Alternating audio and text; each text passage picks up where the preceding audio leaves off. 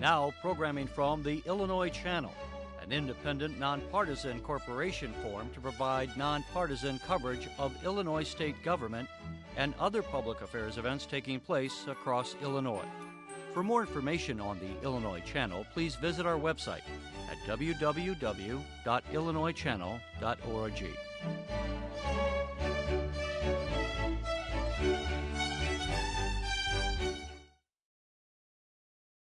Just ahead, State Treasurer Mike Frerichs holds a press conference as he explains what steps the state must take to avoid junk bond status.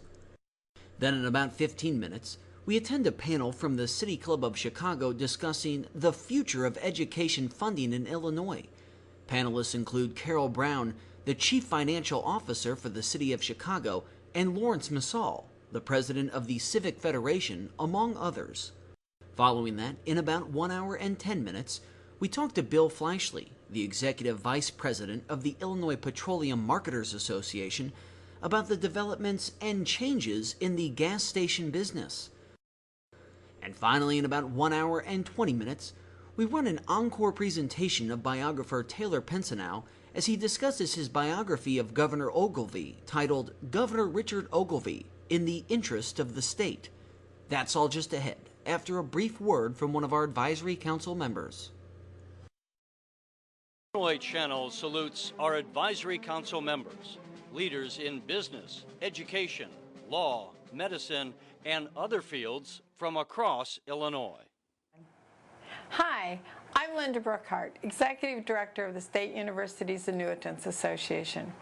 Founded in 1971, the State Universities Annuitants Association is the only advocacy organization focusing solely on pension and health care benefits for the participants and beneficiaries within the state university's retirement system. We advocate for both active workers as well as retirees. The number of individuals are well over 200,000. As an association, we work hard to keep our members informed of possible changes in the law that may impact their pensions, their health care, and their general well-being. There is no other association working to keep individuals informed on issues that matter. This is the one reason we're also proud to support the work of the Illinois Channel. Its focus is to keep all Illinoisans informed of the issues that affect them, whether in state government or of significant changes in the private sector.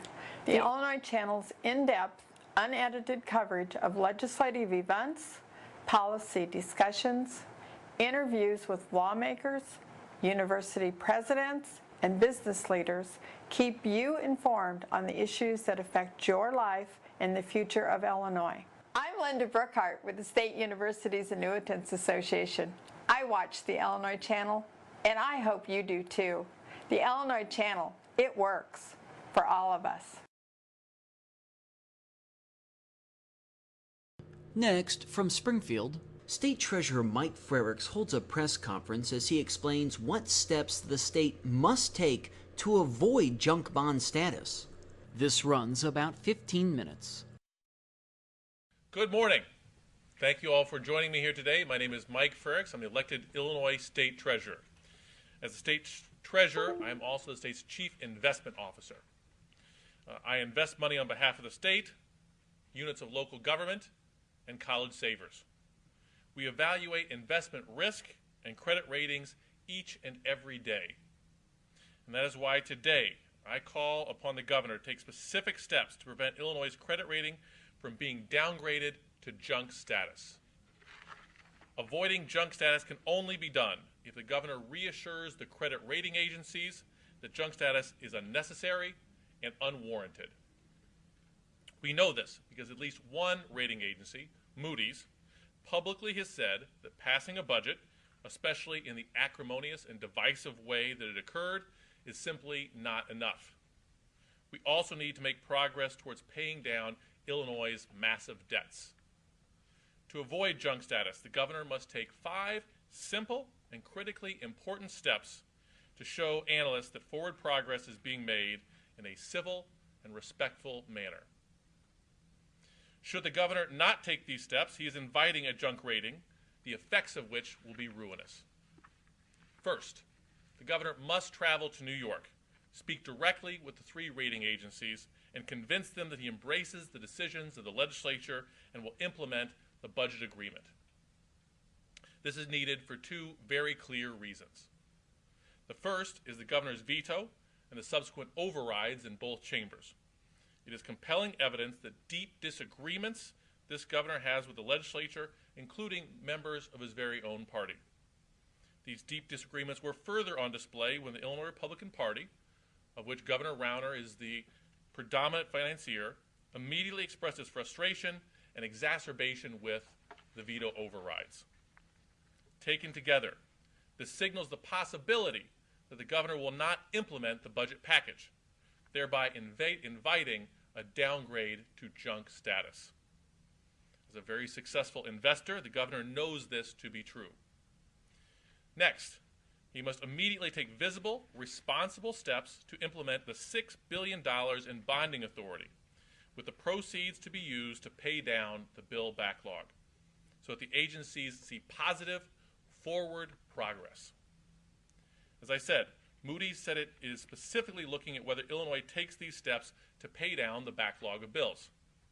This bonding is designed to capture billions in federal matching dollars, cutting our bill backlog and lowering the costs to Illinois taxpayers. Third, knowing that K-12 education funding is predicated upon an agreement that state dollars will be distributed on an evidence-based model, the governor must either declare that he will sign the model that the legislature has accepted, or that he will strike his own deal. Absent him doing so, local schools, local grade schools and high schools, from Cairo to Champaign to Chicago, may not open, which would be a disaster for parents and students in this state. The instability that this would cause will further undermine the shaky confidence the credit rating agencies already have with our great state. Step 4. The governors and the agencies that he controls must clearly communicate the new tax rates with Illinois employers, so the possibility of confusion is eliminated. Doing so will ensure that revenue estimates and cash flow expectations are met. Finally, the governor must eliminate the divisive rhetoric that is impairing our state from moving forward. This divisiveness counters the bipartisan cooperations that the rating agencies want to see. Junk status has implications beyond the budget for the state of Illinois. The 8 credit downgrades already mean that local governments pay nearly $1 billion more in borrowing costs. Junk status will make that even more expensive. In addition, toxic credit swaps initiated years ago and renegotiated by Governor Rauner face termination penalties of up to $107 million and additional interest rate penalties should junk status be achieved. The governor needs to take action. However, he is not the only one. The budget agreement calls for interfund borrowing. To make this happen, the Treasurer's Office and the Comptroller's Office must work together, and we already are working with the Comptroller's Office to do just that. We are already taking the necessary steps to do our part. However, the governor has made no clear sign that he intends to take the necessary steps to do his part. And that's why I'm calling on him to take these 5 steps. I don't pretend any of these will be easy for this governor. But if these steps are not followed, Illinois will be plunged into junk status. As the Illinois Treasurer, as the state's chief investment officer, whose primary responsibility it is to manage money and investments, I'm advising the governor to take these 5 steps. As a resident of Illinois, someone who lives downstate, who is raising a young daughter, I'm asking the governor to take these 5 steps so that our families can move forward. I believe that the governor is a very successful investor, and as such, he understands the danger of junk bond status. I also believe that he has never navigated the tall weeds of government. Because he has never served in government, because he made his fortune taking significant risk, but always with the ability to walk away, the nuance of legislation and budgeting was, is, and remains foreign to him. We need to embrace pragmatism, and the governor has yet to do that. Sweeping changes do not happen in one legislative session, especially in your first session. However, smart people have the ability to learn. And I choose to believe the governor will exercise his ability to learn and move immediately on these 5 steps. Go to New York. Make visible progress on the bond issuance. Make sure local schools open on time. Communicate with employers what needs to be done to smoothly implement the new tax rates. And 5, dial down the rhetoric. Dial down the warnings not to listen to the credit rating agencies, because such vitriol is not productive and is not based in fact. At the end of the day, I think he knows that. Thank you very much, time. And is there anything more I can answer for you? So as our state's chief investment officer, can you estimate, we have $15 billion in unpaid bills. At some point we're going to want to borrow, perhaps up through the bond market to pay down some of that. What would be your estimate of the interest rate penalty and what that translates into in terms of dollars for the state as a whole and for individual taxpayers? Well, so it would depend on how aggressively we start paying them down. But I can tell you right now we're paying about a 12% interest penalty on the majority of that bill backlog. If we can pay that down, we should be able to issue debt at a significantly lower rate. Now, currently, the spread between a state that is healthy, has a AAA rating, and Illinois is about 250 basis points. So we pay an additional 2.5% in interest that a state that's in a better place would pay. And so you can figure on $15 billion what we would be saving there, but it really depends how quickly we choose to pay things down. We think there's the ability right now to pay down $6 to $8 billion fairly soon if the governor moves forward with bond issuance. What do you think the spread becomes if we hit junk? If we go to junk bond status, it will most certainly spread even wider. I don't want to speculate. I still think that Illinois remains a good bet for investors out there, that our debt is backed by the full faith and credit of the state of Illinois. We have the ability to tax and pay, but it's clear that investors out there are spooked. And some institutional investors who think that Illinois is still a good bet might be prohibited from buying Illinois bonds because they're prohibited from buying junk bonds. So I think we're entering uncharted territory here. Illinois would be the first state in the nation to achieve junk bond status on its general obligation bonds. There are some things that I would like Illinois to take a lead on, to be the first in the nation on.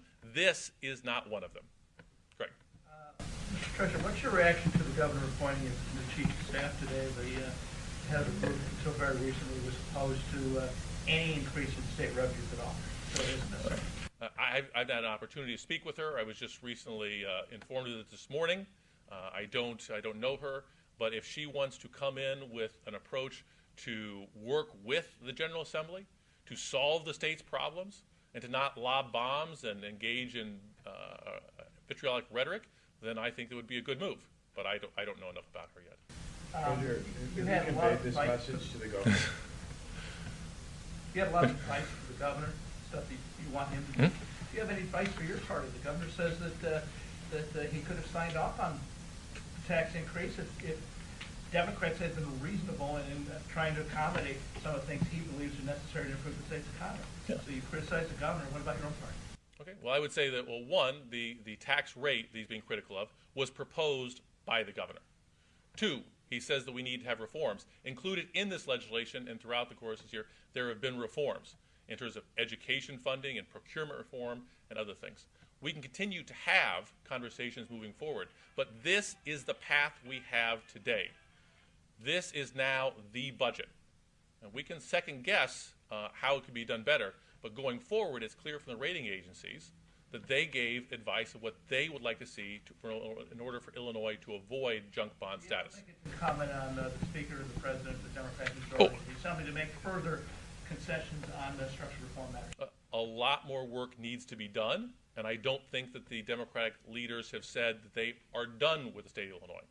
So what should they do? I think that if the governor wants to work with them, they should sit down and address ways to pay down the state's bill backlog more quickly. And I think that that could mean coming back for additional meetings and sessions this summer. What about structural reform? Any particular structural reform, Greg? There's workers' compensation issues, there's local property tax freezes, there's term limits on legislative leaders. Is it incumbent, you say the governor needs to cut out the rhetoric and, Sure. and recognize that we now have a fiscal plan that's adopted. He says he's willing to do that, then he still needs help on this other stuff. Should your party give him help? Sure. As I said, they are not done. Their work is not done. And I do think that there need to be initial negotiations on things like workers' comp reform. However, Moody's and the rating agencies have not said that workers' comp reform or term limits were an issue that was pushing us to junk bond status. We should do those things. But right now, we have a budget that has been enacted. When the legislature, both chambers overrode the governor's veto, it became the law of the land. And now that is our starting point, and we need to pursue a path forward. And I think 5 things the governor can do were made very clear by the rating agencies. Well, I thought one of the things Moody's did say was that pension reform needs to be done, and I don't see that in here. Sure. So I think included in the legislation was creating a Tier 3 for pension system, and there need to be additional negotiations and conversations held between the governor and the General Assembly on that issue. So you said, the governor has to do these 5 things. Have you conveyed those to the governor? Yeah. We have written a letter to the governor. Since we have come into office, we have written 6 letters. This is the 7th letter outlining our concerns with his borrowing and with our credit ratings.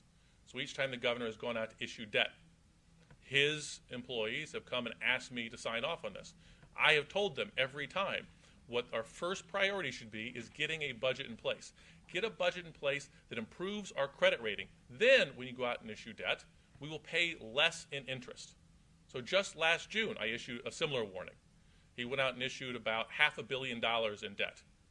Professors at the University of Illinois analyzed that and discovered that Illinois was paying an additional $70 million in interest penalties because of our lower credit rating. And I think we really ought to focus on this, because every time that they go out and issue bonds, they issue new debt, they're ripping dollars out of the wallets of Illinois taxpayers. Money is going to fund New York bondholders rather than being invested in our roads and our bridges and our education school system. Did you respond to your letter? I don't believe I've seen one response. Your estimate of $6 to $8 million in bill paying potential from this. That's including federal matching funds, leveraging those.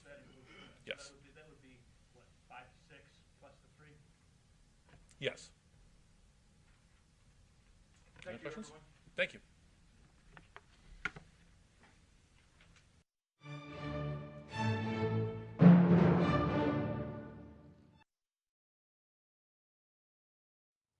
Hi, I'm Dave Treader, President of the Federation of Independent Illinois Colleges and Universities.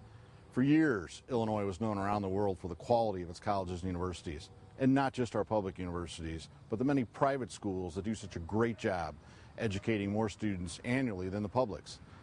Schools like Bradley University in Peoria, Millikan University in Decatur, Loyola University in Chicago, and Northwestern University in Evanston. These are just a few examples of the schools that not only educate the next generation, but also serve as economic engines for their communities, with tens of millions of dollars in payroll and the purchasing of millions of dollars in local services.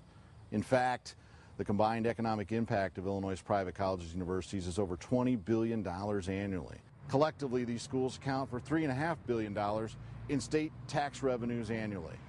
Illinois' independent colleges and universities are a key pillar of the economy, bringing billions of dollars to the Illinois economy, as well as adding a cultural richness to our communities.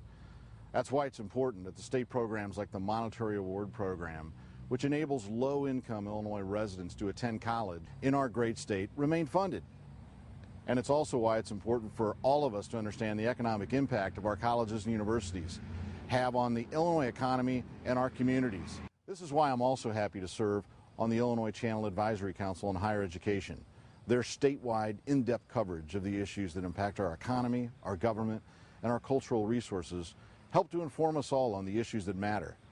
I'm Dave Treader, President of the Federation of Independent Illinois Colleges and Universities, and proud to be a member of the Illinois Channel Advisory Council. Next, from Chicago, we attend a panel from the City Club of Chicago discussing the future of education funding in Illinois.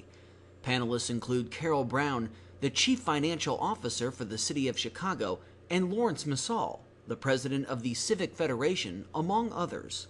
This runs about 50 minutes. The future of education funding in Illinois is our topic today. And since this is such a crucial subject and we have such interesting speakers, rather than tell you about their backgrounds and all that, because I think these are people who many of us are familiar with, we would begin the program. And we'd like to start off by asking each person, starting with Carol Brown, to address the question of, is there a future for education funding in the state of Illinois? Carol, would you get us started? Sure.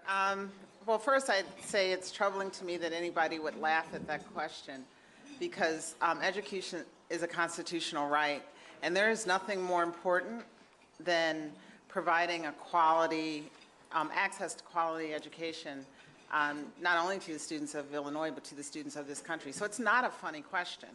And I don't understand why people aren't more outraged by the state of funding for education in the state, not just for K through 12, but what a lack of state budget has done to our higher ed system. And I'm the first one to make light of, what government does and how government does what it does. But this isn't funny. We are in a crisis, and we are in a crisis that whether you send your kids to public school or not, that you should be outraged by. And I think what's lost on people are the gains that Chicago Public Schools has made in the time since 2011, the academic gains since the mayor went down to Springfield, got a longer school year, a longer school day. I don't think people know that Chicago Public Schools 8th graders lead this country in math gains. Our 4th graders lead the country in reading gains. I don't think that people understand that Chicago Public Schools graduation rate has improved every year since the mayor took office, that we now have more kids in IB program than any other school system in North America, and that we continue to make really strong academic gains that are now in peril because of the fact that the state won't fund education fairly. I know with this panel we're going to get into what's going on in the state and the inequity in education for CPS on the pension side and on the operational side, so I'm not going to use that for my remarks. What I'll use my remarks for is to say we are making real gains in academics, and that's what you want. You want to prepare the next generation of kids to get into a good school, to prepare them for a vocation, and that's exactly what Chicago Public Schools is doing in spite of the fact that it is not fairly funded by their state government. And that's what you should be worried about if we lose on that. Thank you very much. Thank you.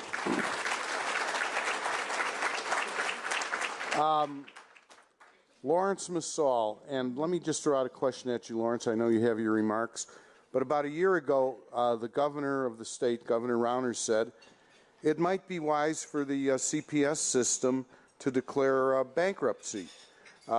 Is this a viable option, and how do you see this funding situation, not only in Chicago, but throughout the state?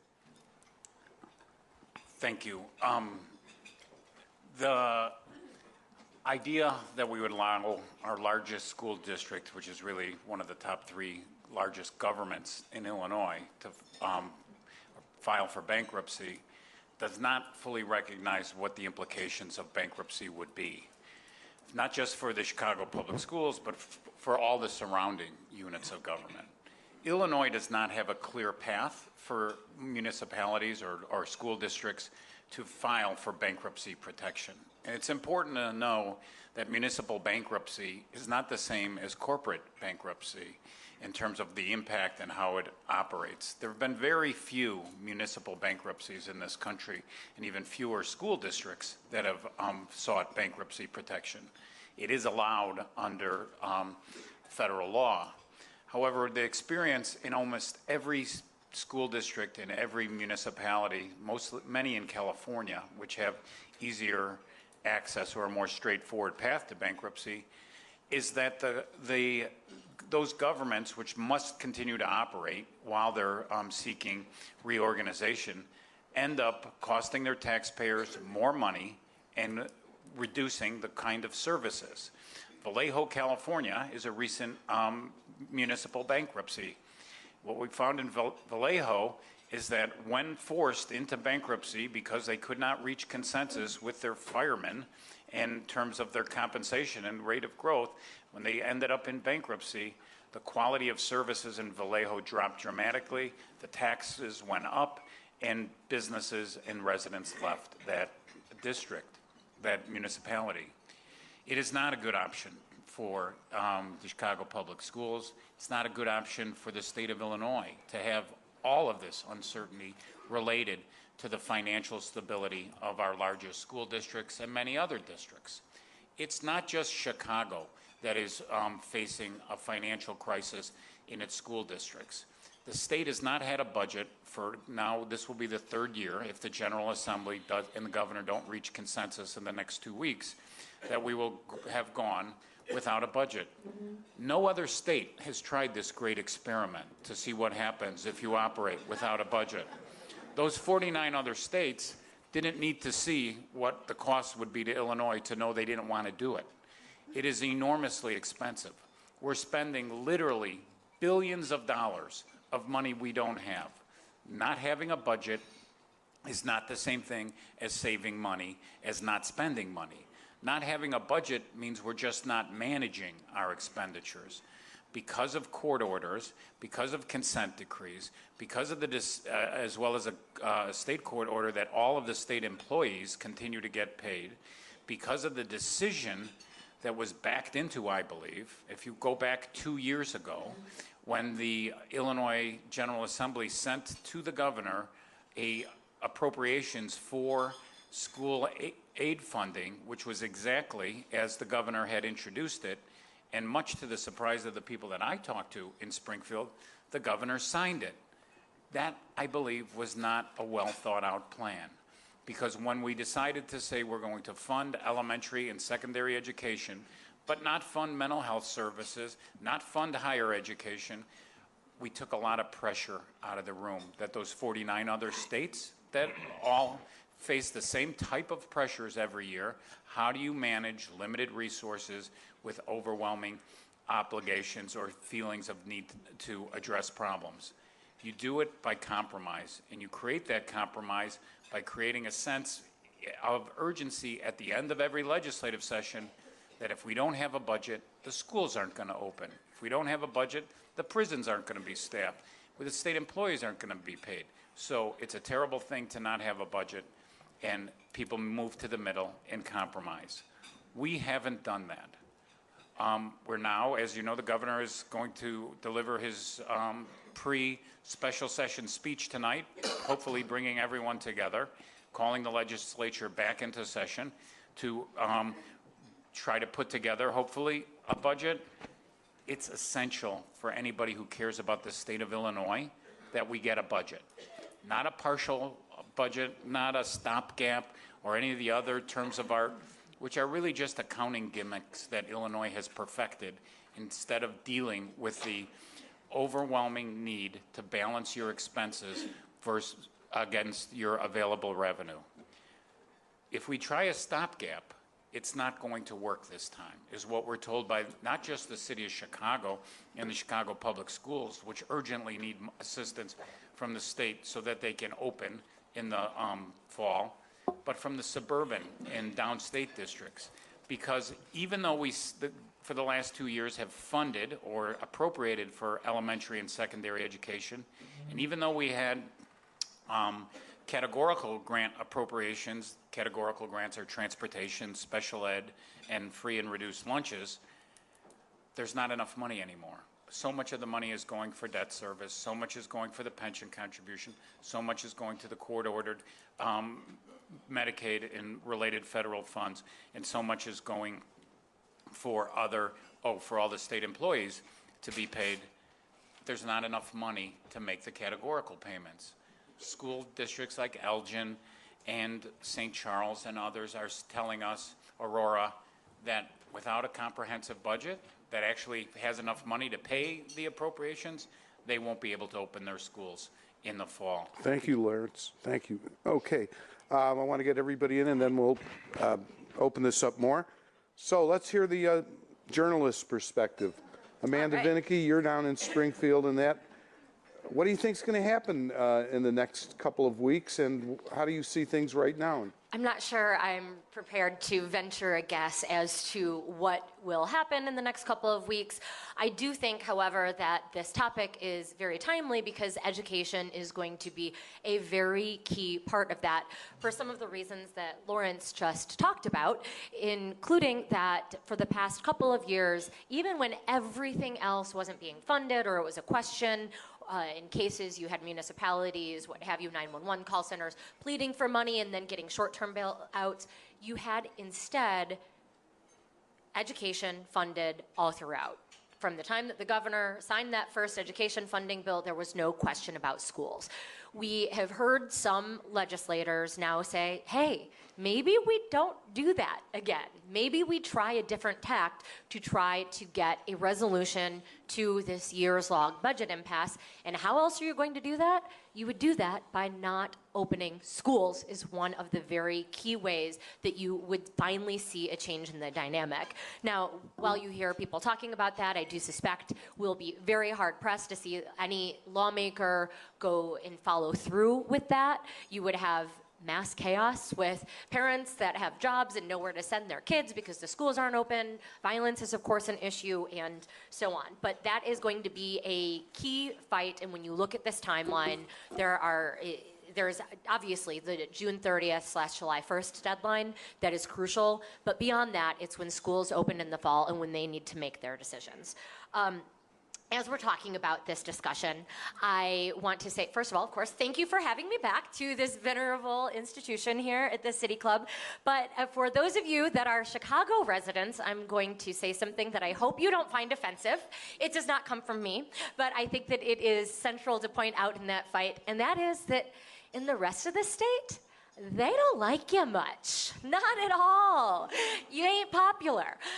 That's not to say that people don't want to, go see the Skydeck, maybe go to a Cubs or a Sox game. That's not what I'm saying. It is, however, that when you hear what has passed, Senate Bill 1, and we'll, I'm sure, get into some of the details of that soon enough, but when you hear the governor calling it a bailout, and he's not alone, there are other Republicans throughout the state who are saying that in part because I think many believe it, and in part because it works.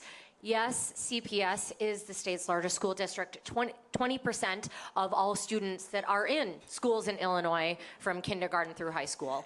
But there are a whole lot of others that, as Lawrence alluded to, are hurting very badly, don't have money, some of which have less spent per pupil than does Chicago. They are hurting as well. So anything that is either actually a bailout or considered a bailout is something that you're going to be hard-pressed to find legislators from any of those areas to back.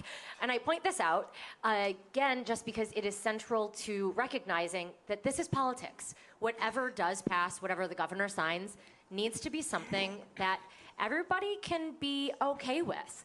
And so it's walking that fine line of giving Chicago enough that its finances can get back on track, and yet not so much so that other districts feel as if they are the losers. And that is what has kept Illinois from having an education funding bill. We've had how many commissions? I mean, I can't even count. I say 5, but that's probably understated by at least double. We've had however many commissions looking at how to change the formula so that it can be more equitable. But the issue with that has been that you're going to therefore have winners and losers. Politicians don't like that. You can't be a representative that goes home to your district and says, hey, you know that bill that I voted for? You got less money. That's not going to happen. And what you have with Senate Bill 1 is a plan now that, because of the quote-unquote, when you hear the term hold harmless tossed about, basically the plan is that no district will suffer. There will be no district that sees its budget cut. And central to that, however, is what exactly does hold harmless mean, particularly for Chicago. So perhaps we can get into those details later. My time is short because I did want to add that while much of the discussion has been and should be focused on Senate Bill 1, there are other education issues that we need to look toward. For example, there are 17 downstate school districts that have sued the state. While Chicago was not successful in its claim that funding is discriminatory, 17 districts, Cahokia, that I believe spends $6,000 per student, significantly less than you do at the $30,000 or so at the New Trier High School. They're part of that lawsuit. We have not seen any hearings in that, but that is something to watch. Also, of course, property taxes are key to education funding, but also going to be key to the gubernatorial race. So that is something very much to watch. The role that charter schools play has been something that is interesting because that's something that Governor Bruce Rauner obviously has supported. That is now baked into the formula so that charter schools will be funded on the same level as other districts. And then also I think you can't forget higher education. That's part of education as well. And right now it is not getting funded at all. Thank you, Amanda. Bill Daley in the cleanup spot. Bill? Great, thanks. I had the pleasure of being with Jim Edgar, the first co-chairman of Advance Illinois.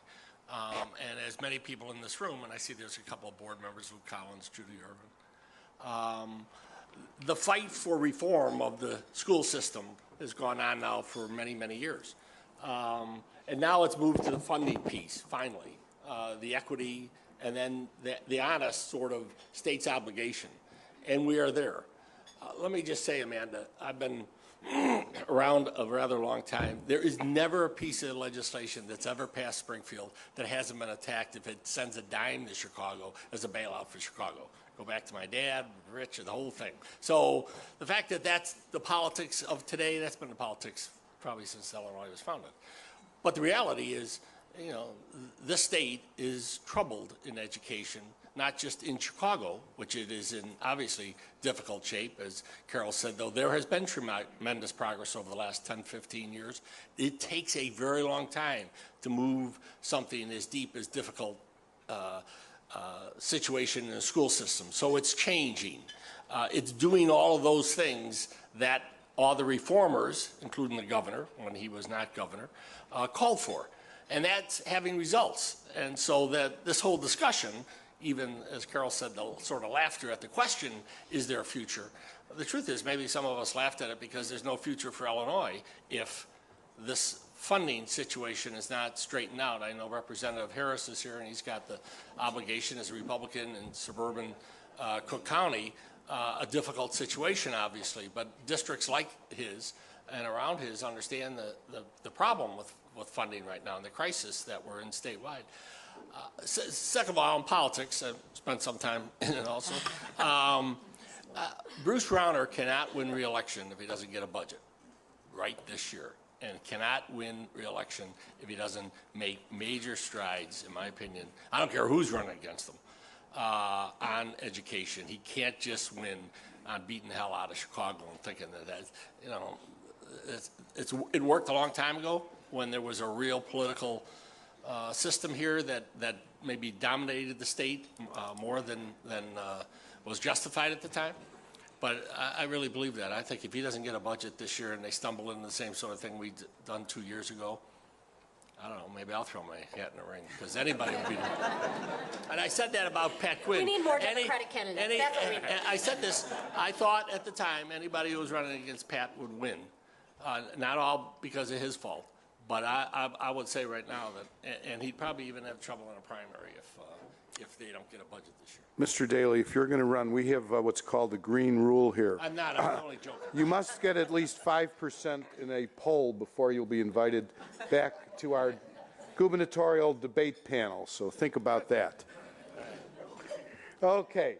Carol, you wanted to respond. Yeah, I really wanted to respond to this notion of a Chicago bailout, but Bill did it well. I do want to note that Senate Bill 1, it does hold school districts harmless. 268 of the districts would actually see increased funding. And there is an issue with the way the state funds education, or K through 12 education, that always gets glossed over. And that is the Chicago Public Schools are the only school district in the state responsible for their own teacher's pension. This year, the pension payment for the Chicago Public Schools is $721 million. $721 million. The state will put in roughly $4 billion into the teachers' retirement system pension for every other school district in the state. So if the state picked up the CPS pension, you'd be talking about a school district that wasn't running deficit, but would be roughly balanced. And so, and here's the other thing, and I've said this a lot if anyone's heard me talk. I live in the city of Chicago. I own property in the city of Chicago. As a property owner in the city of Chicago, my property taxes go to pay the Chicago Public School Teachers Pension. As a person who works in the state of Illinois, my income taxes go to pay the teacher's pension for every other school district in the state. How is that fair? And that is, Okay. Let me just, I want to add one Bill? more thing. You know, there's a misconception often that somehow the teachers' pensions are so exorbitant. The truth of the matter is they're basically at the same par with the rest of the teachers who are in the state system that the state pays for.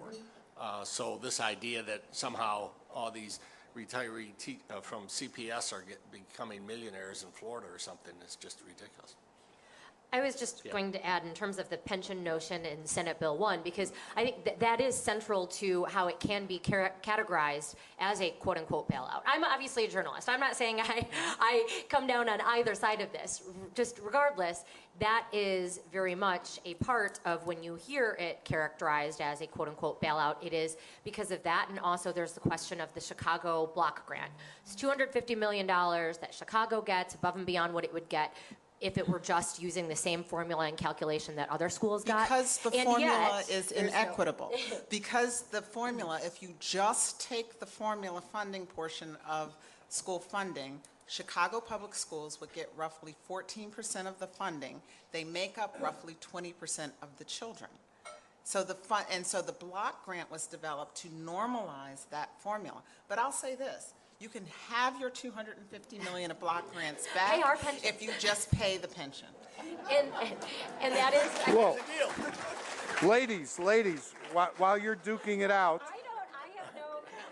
can we have Lawrence chime in on that? Because I'm sure he has an interesting view on the issue that... What everyone at this table is pointing out is that pensions drive so much of what's going on in financing for our state and for our Chicago Public Schools.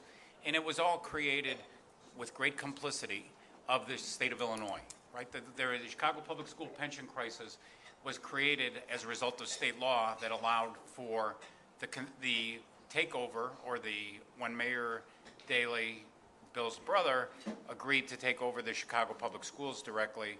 One of the parts of the legislation was that as long as the pensions for Chicago teachers was 90% funded, we wouldn't make contributions. That'll freed up money in the property tax levy for other things. What has happened in Illinois is other things have been used for all of our tax receipts, not our pensions. We have a Supreme Court that has said that you're very limited, unlike other states' Supreme Courts, in terms of what you can do to reduce that unfunded liability. There are still things that could be done, but what you're hearing about in Springfield when they're saying we're not going to provide for the Chicago Public School pensions, or we shouldn't have to, is really, really disappointing for the people who understand the facts. We don't need a separate Chicago Teachers Pension Fund. The state should take it over. It should have never created a separate one. If you merge the Chicago Teachers Pension Fund into the state, downstate and suburban Teachers Pension Fund, a lot of the pressures of the unfunded liability that is driving a lot of the crisis in Chicago Public Schools would go away. Who's best able? The largest government with the largest tax base to make up for decades of underfunding of both Chicago Public Schools and the state.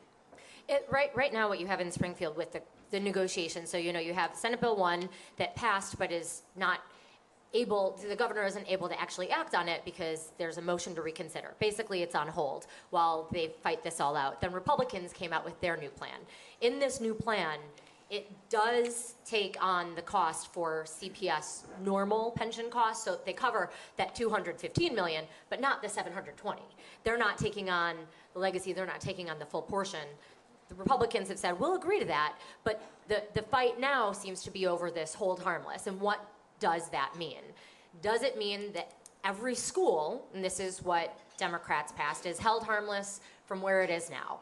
You're never going to lose money. We will have this new formula that makes everything more equitable. There are adequacy targets. You measure what a school district is able to afford, and then those students, do they have a population that's full of special needs kids, English as a second language kids, what have you.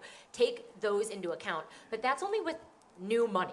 So the hold harmless is the big question, and the central fight now seems to be, well, one of, but in terms of the education, there's plenty of fights going on. But this one is, do you say hold harmless is all schools right there, or do you say, all right, we're going to freeze, but Republicans believe that because of this block grant, Chicago was ahead when they were playing this game of freeze tag, and you can't just stay there, we're going to pull you back, at least after a couple of years. That's what Republicans have on the table now, is something that holds harmless with that block grant initially, but then pulls back and says, instead of moving to that hold harmless by district level, we're going to go per pupil. And that's difficult for Chicago because it's seeing enrollment declines, which means Chicago will see less. So those are some of the things to look for that are part of the more nuanced discussion, but the details that this has really gotten to, as by and large you actually do have, finally, a formula that the basics of which both parties agree on. Again, what about the governor? But don't be confused but don't be confused. If you take the pension question off, which is what most of the debate around the hold harmless is done, they push the pension issue to the side. The notion that all of a sudden just covering normal costs, when both the teachers' retirement system and the Chicago Public School Teachers Fund have unfunded liability, to say, well, we're only going to address the normal costs because we didn't contribute to the problem of the unfunded liability, it's just fiction. And so what they're saying is like, okay, we'll pick up the normal costs, but that $500 million of unfunded liability, CPS, you're on your own. Other school districts, yeah, we got this, but CPS, you're on your own. Either you're going to fairly fund education, which includes the costs of the people who provide the education, the teachers, for every school district, or you're not. And the rest of it is just fiction, and it's just political banter. It is not a real discourse about how do we fairly and adequately fund education in the state. And pensions are complicated on top of it, because if you really think about it, that's part of the equity issue as well. If you have the state picking up the tab for teachers' pensions, their retirement, the state's picking up a greater portion of the tab in districts that pay their teachers more and have more teachers. So you have the wealthy school districts getting a bigger portion of the state's money, in essence, by the state, no matter what, we're obligated to pick up that pension tab. There was the notion of a cost shift. Okay, not just Chicago picking up the retirement costs for its employees, but also every other school district doing the same. That has largely been brushed aside, because I think that is, again, politically very difficult for any legislator to vote for, particularly when you have cries for a property tax freeze. Now, we talked about agreement by the Republicans on the Senate Bill 1 and that, and supposedly there was an arrangement earlier in the legislative session between Senator Cullerton, Senator Radonio and that, and allegedly the governor put a kibosh on that. What about on this education approach? Do we know where he is? Well, his Secretary of Education said he agrees with 90% of the SB 1. And so it seems to me, if you can get 90% of what you want, that's pretty good. 100%. But does he understand compromise? 100% is in the next life, if you believe in the next life. I haven't seen it. I mean, if he does, it's a big surprise to me. That's part of why they're holding on to it. Democrats say they're holding on to it so that the governor can think about it. And maybe he'll come around. And that is part of this compromise. What Republicans, that's what when I was talking about, for example, Senator Barrickman has really been the leader from Republicans on this education funding formula proposal. They have this new package. Republicans are calling it a compromise. Democrats are like, hey, wait a second. Compromise means you talk to us, so you can't just unveil something and call it that. But it is based off of part of what Democrats had wanted. And so it's that hold harmless is one of the kind of key fights that now is left. And supposedly then the governor has said he would go along with Senate Bill 1 and its prime tenets of redoing the formula with the adequacy. Something to point out there, though, is that, again, that's only if you get new money.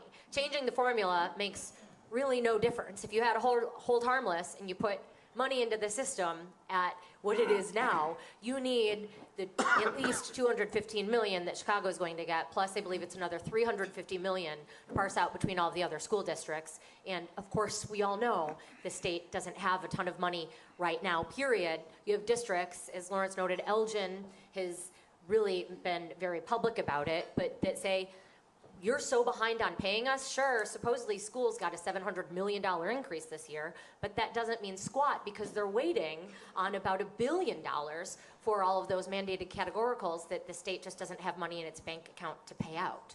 So it's like a fake raise. Lawrence, you wanted to comment? No, I would just, Amanda mentioned that the state doesn't have a lot of money right now. The state's not going to have a lot of money for a long time. I don't care how big the tax increase is that is going to be proposed, or whether it's 4.999 so that we can stay under 5%, or it's 5.25, which is what the Civic Federation said. We are burning money right now at the state of Illinois. The comptroller said $800 million this year, just the prompt penalty payments for the unpaid bills of the state of Illinois.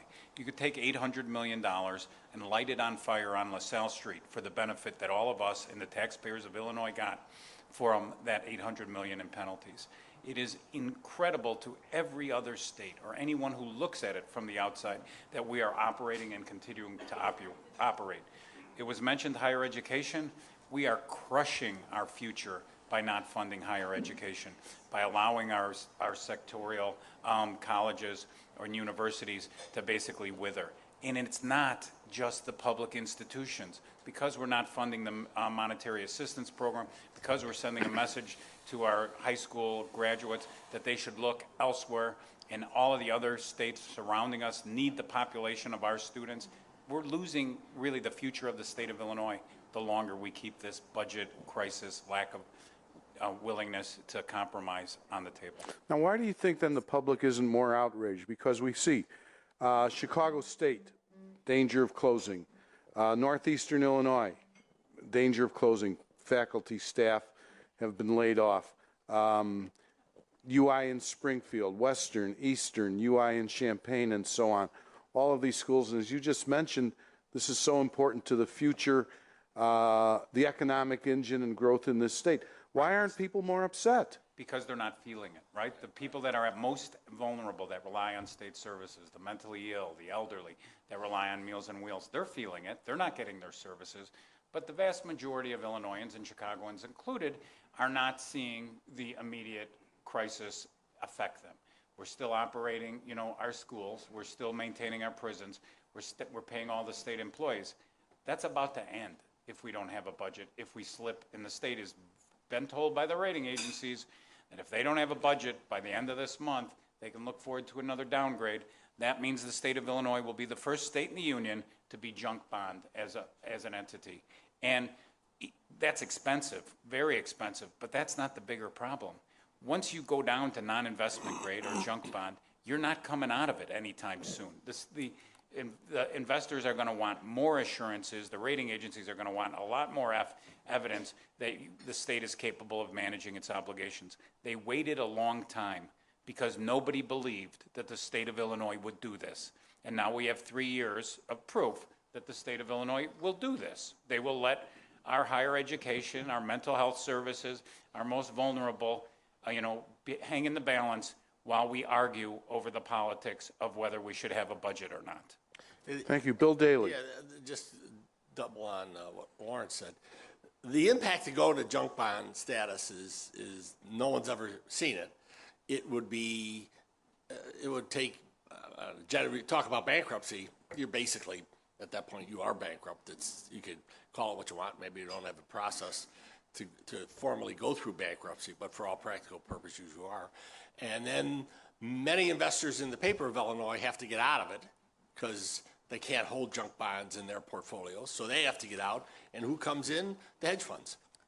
to buy this paper, and then push and push and push to get paid, and they step forward in line for repayment whenever that happens. So, you know, we're 2 weeks away from that possibility, and how we could even have that on the horizon, much less it'll only be 2 weeks away, is just dumbfounded. I mean, if that happens, shut off the lights and good luck to you.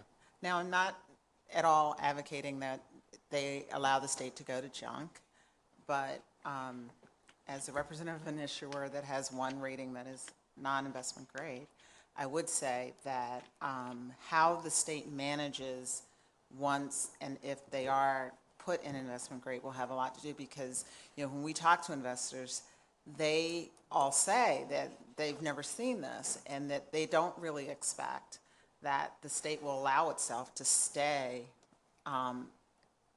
you know, without paying bills. And so they still have a belief that eventually the state's going to work its way out of it. And so I don't believe that the state being put into junk will necessarily create like this market panic right away.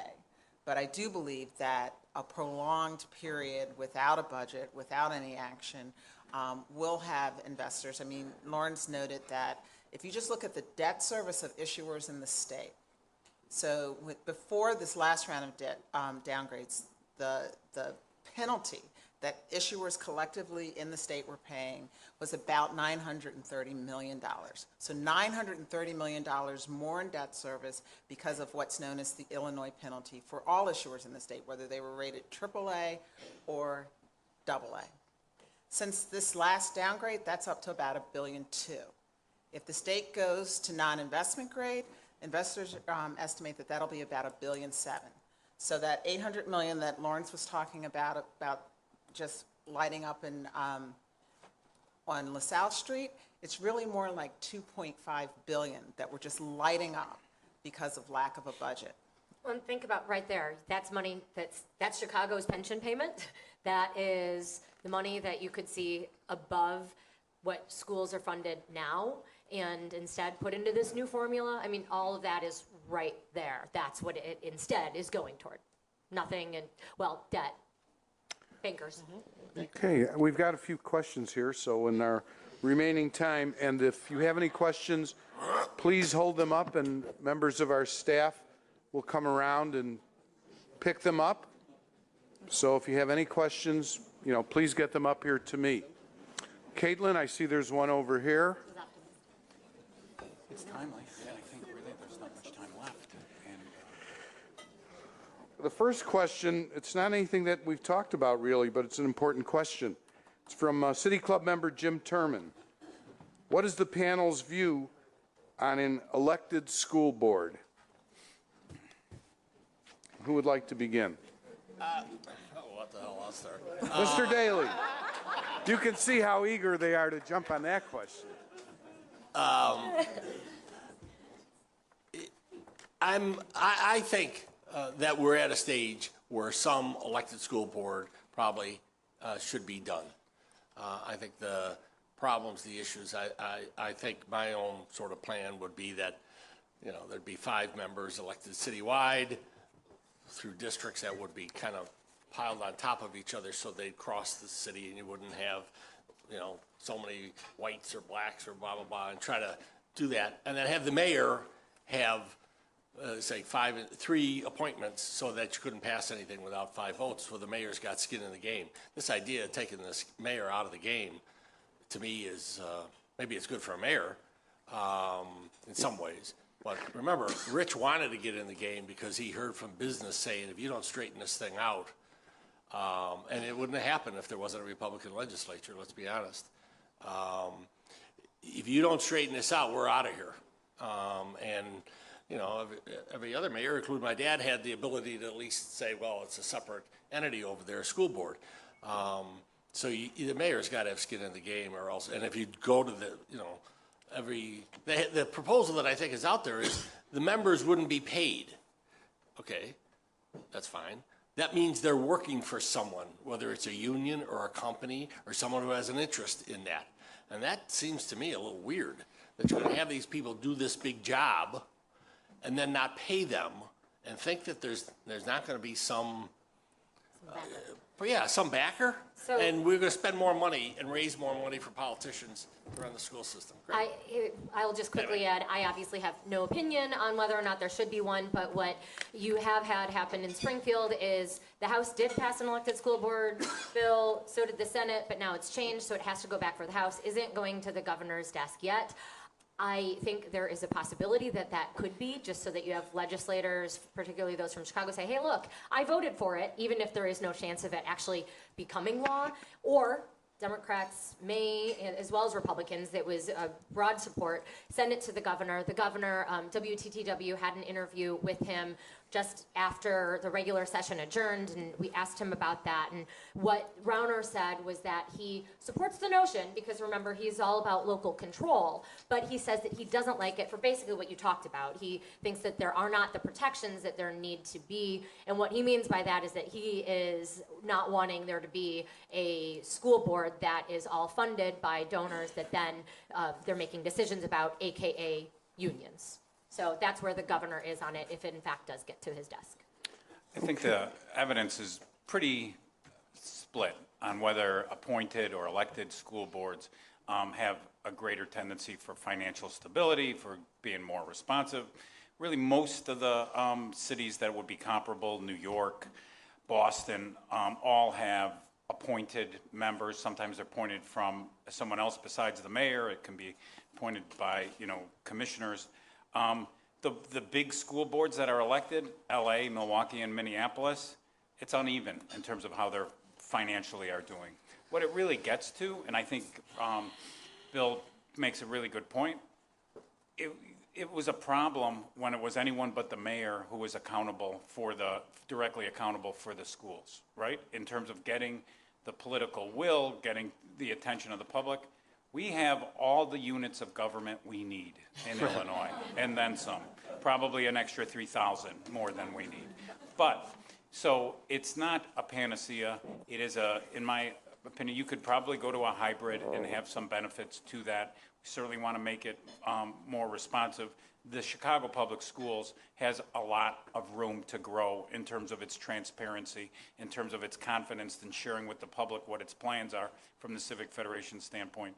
But we do not see the direct election of school board members until we can elect some school board member who could capture this room's attention and explain the school aid formula to us and how they would change it.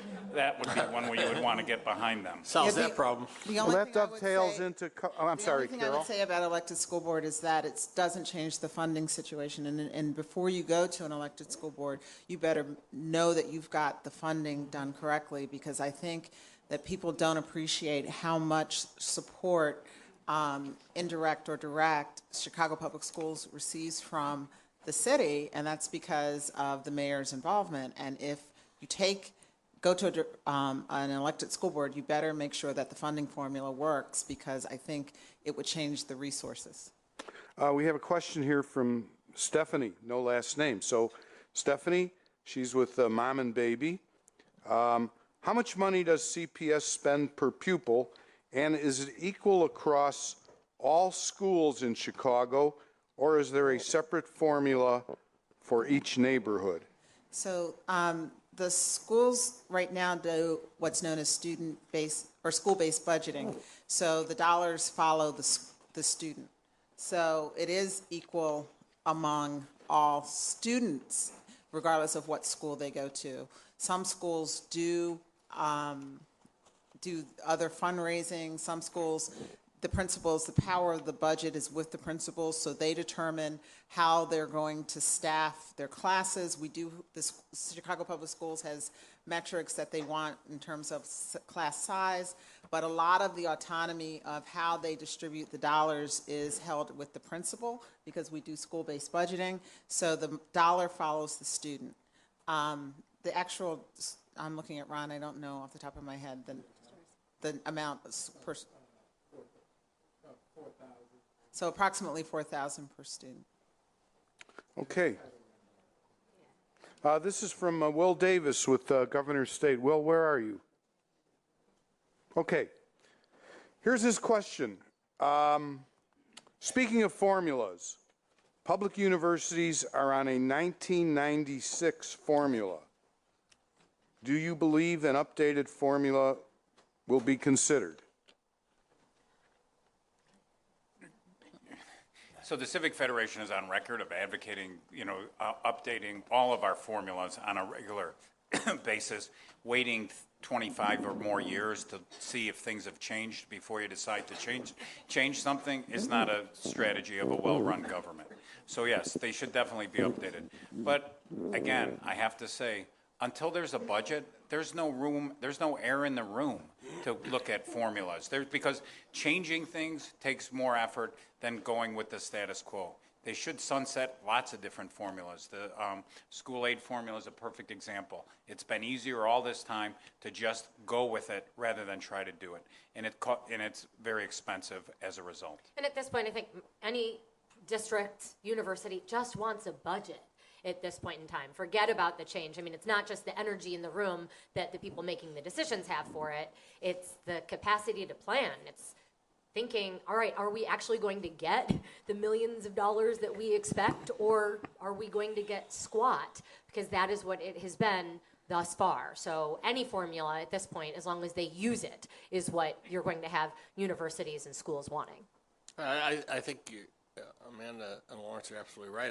But when you look at I think the Senate bill that passed cut aid to universities by 10%, a overwhelmingly Democratic body. So I think it got to a point where people said, oh, whatever, just get it done. And they put up with a 10% cut, and nobody really complained, which is crazy, but it just tells you what a terrible situation we're in.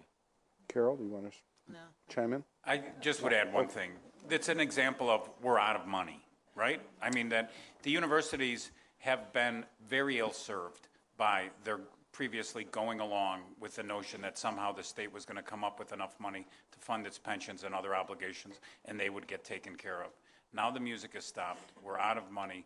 They're not getting a lot more money. We have needed higher education reform and probably consolidation based on the population, but this was absolutely the worst and most expensive way to do it. We're starving all of our children to find out which one's going to be the strongest. It doesn't make any sense. Now, speaking of revenues and potential new money, there's a question here from Kate Nicolay about some new revenue sources. And is there any seriousness to the consideration of legalizing marijuana as a way of raising revenue? Colorado seems to be awash in all this money. California will come on board in just a couple of months. Anything happening in Illinois? It appears a lot of people are smoking it, but I don't know that. You know what? I think we should give it to the legislators for free. And then maybe they get something done, or at least get along. The important thing to keep in mind, and you want to look at Colorado, right? It's not generating billions of dollars to Colorado. It's not generating $500 million to Colorado. It's generating, after the expenses and the enforcement, a couple of $100 million, right? About the same value as the Thompson Center is. That's not going to be a panacea for the state of Illinois either if they're successful in selling the Thompson Center. It is these easy answers that are very attractive to complicated problems that are often wrong and are easier for people to focus their attention. One of the big things right now from a political standpoint, which wasn't mentioned, what's one of the big funders of education in Illinois? You all know it, the lottery, right?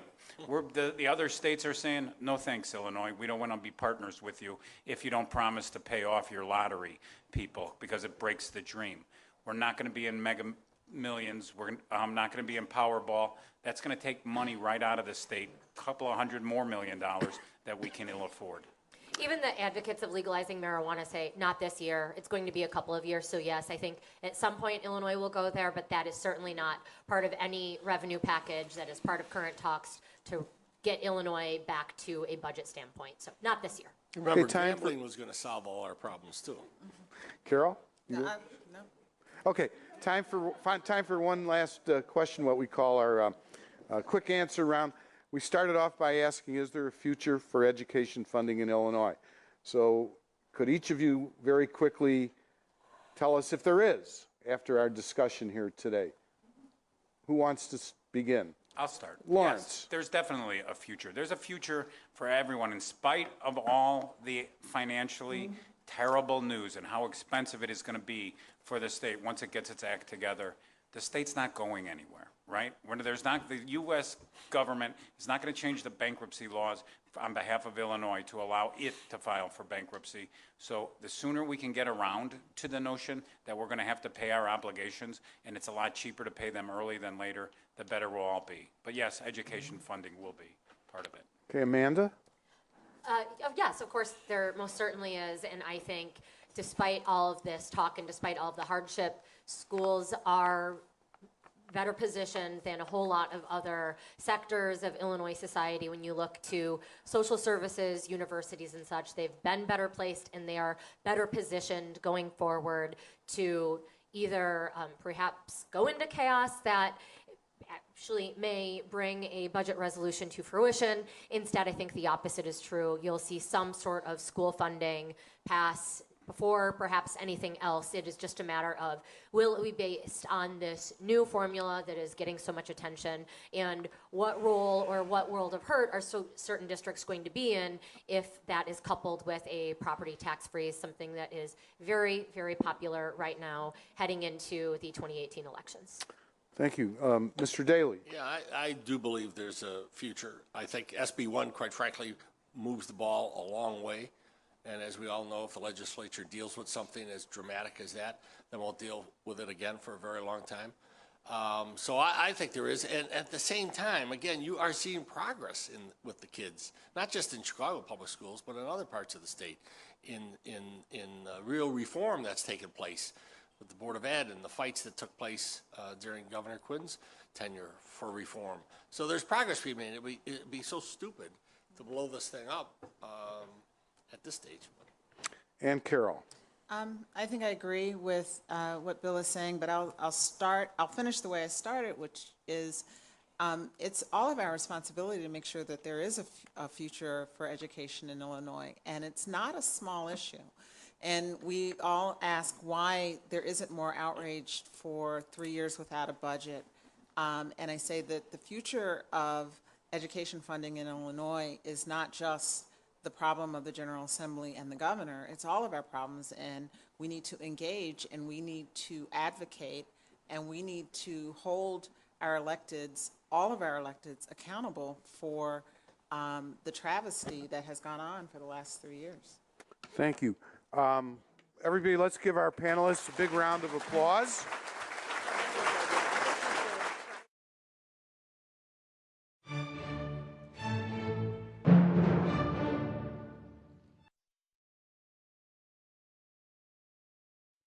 Hi, I'm Dan Montgomery, President of the Illinois Federation of Teachers. More than 100,000 IFT members work each day in schools, universities, colleges, and state agencies across Illinois. They're professionals who teach our students, keep our public buildings safe and clean, and provide critical state services and much more. As an advocate for our members, their professions, and those we serve, the IFT works in Springfield to support legislative policies that promote high-quality schools and public services. We also fight to protect collective bargaining rights for all our members and all working men and women. We do this through an organized program of advocacy and year-round monitoring of public policy proposals.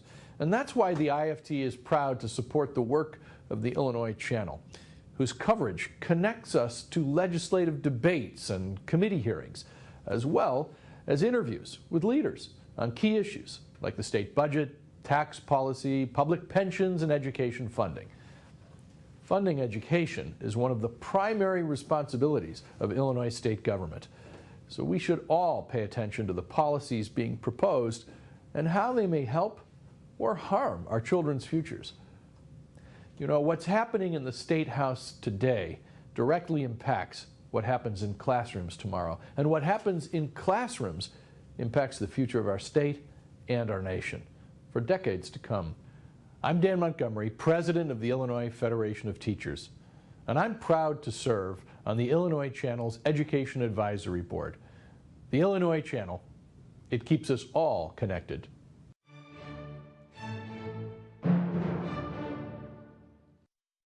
We talked to Bill Fleischle, the Executive Vice President of the Illinois Petroleum Marketers Association, about the developments and changes in the gas station business.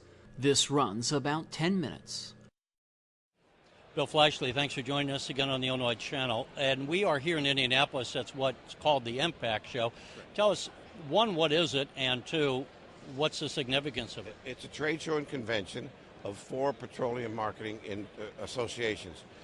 Illinois, Indiana, Ohio, and Kentucky. They come together as memberships, and we have educational seminars, and you'll see we've got everything from soup to nuts in the convenience store industry. The products being shown to our members, and our members make decisions, buying decisions on what they're going to serve in their stores for the next year. And you and I have talked in the past as far as the economics of being in the gas station business, so to speak. It used to be that you made money selling gas, but now increasingly, while there's still, I presume, some profit in gasoline, a lot of the profit's coming from expanded business lines. Yeah, we're adding new products to our stores all the time. You know, we're now in kind of the pizza business, and we have video gaming in our places, so we've expanded. That's survival. Gasoline's still good, but it's very competitive. The gasoline business is very competitive, so that it's a benefit to the public if we have such competition to keep the prices at a reasonable level. You know, I don't know. I heard a number that the average family is saving something like $2,500 a year with the gas coming down. In fact, I saw a picture I took at the pump back in 2013. It cost me $58 to put gas in my 15-gallon tank. Today, I'm doing that for, maybe under $30. Does it matter to the gas station owners or do you kind of always have a spread between what you buy and what you sell? The national average, the National Association of Convenience Stores will tell you the average is about 10 cents to 15 cents a gallon, depending on the area and the market. But the difference is what's that? The difference, the 10 cents is, what's that represent? No, that's your profit margin. The profit margin. Yep. And that's probably your gross profit, right? Yes, yes. Credit cards come out of that. That's about a 3%. So there's other things that come out of it, but we're still here. We've survived a lot of things, depressions, recessions. We're still here. We're still ever changing. What's the health of the industry at large, and what are some of the issues that the industry is concerned about? Well, I think the industry's good. We are getting smaller but bigger, if you could say that's maybe a Yogi Berra steak. We sell more gallons, but we have less facilities. The little guy that doesn't sell a lot of gasoline or a lot of inside sales just can't survive. With all the work rules and regulations and things like that, they can't survive. So we have bigger companies and more stores, but we're selling more gallons. But we have less of us. There's less distributors in the state of Illinois. The other thing is sometimes the taxes that are on Illinois gasoline, and by the way, let me insert first, a lot of people might say, well, that's too bad that XYZ business goes out. If it's a pizza store, or we just hear, the problems with Kmart, Sears is struggling, people might say, well, whatever, we can, but, we all like our cars, and we got to have a place to gas up, and so we need to have you guys, one way or another, stay in business, right? It's tough. So the borders are tough. What happens is the more you make the gap between Missouri and Illinois, Kentucky and Illinois, the more you make that gap, the border becomes wider. And the gap between what it costs to buy in, say, we are in Indiana than in Illinois. Right. That gap gets wider. People will make a concerted effort to go over and buy their gasoline, and then when they're there, they buy their milk, they buy their lottery tickets, they buy other things. So we not only lose the sale of the gasoline and the motor fuel tax and the sales tax of gasoline, we lose the sales tax for our inside sales.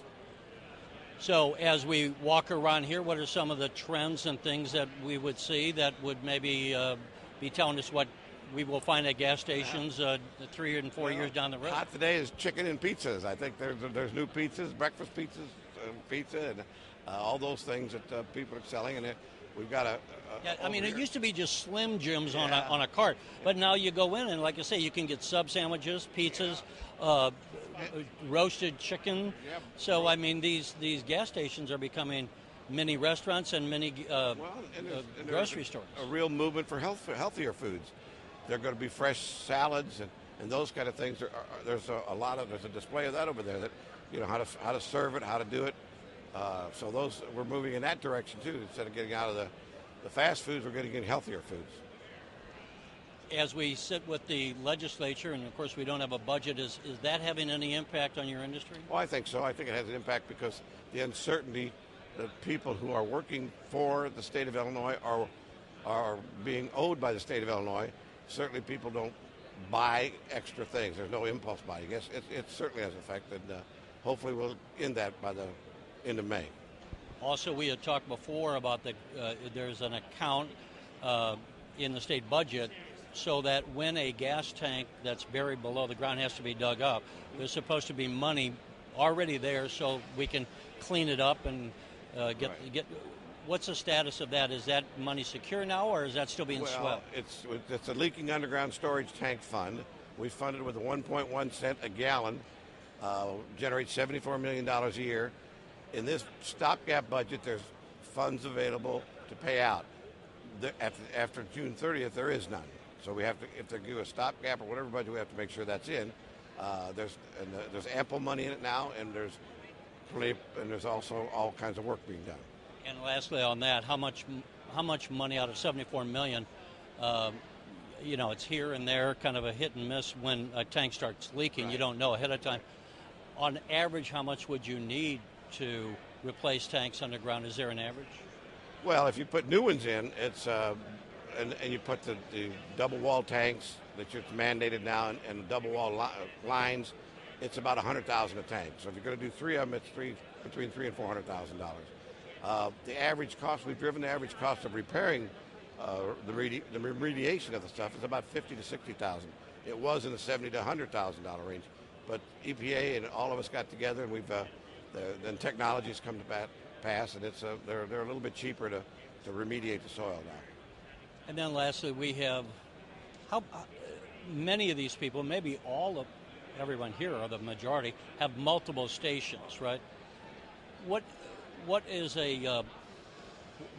How many stations would a medium player have as compared to how many would maybe a big player have? Well, that's changed over the years. When I came here 24 years ago, if you had 20 or 25 stations, you were a big. Now that's small. 25 stations is not real big. It's small now.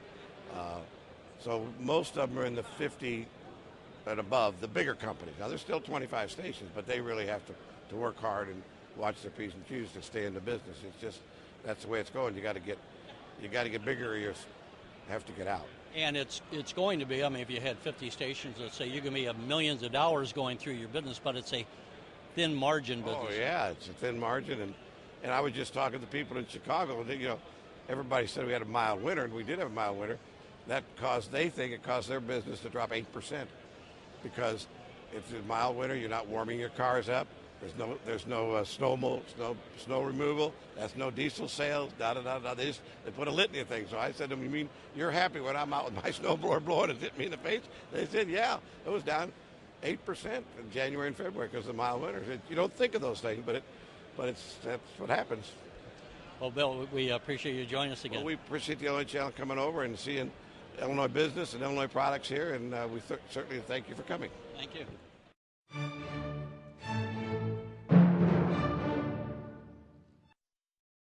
Next, from Springfield, we run an encore presentation of biographer Taylor Pensonow as he discusses his biography of Governor Ogilvie, titled Governor Richard Ogilvie, in the Interest of the State. This runs about 35 minutes. With the passage now of some 36 years since Governor Ogilvie left office, I realize more and more that his governorship was in an era of profound impact in the history of our state. The Ogilvie years were momentous ones in the quality of the leadership and in the incredible, often unsettling drama of that period. At the center of it all was Richard Buell Ogilvie, a person now unquestionably recognized as a great governor, and perhaps even more importantly, as a darn fine man. Let's face it, we know now that we had a real jewel in the short, pipe-smoking, two-fisted guy at the helm of Illinois during a time of deep turmoil for our state and nation, years of often violent upheaval in society and the cataclysmic reverberations from the Vietnam War.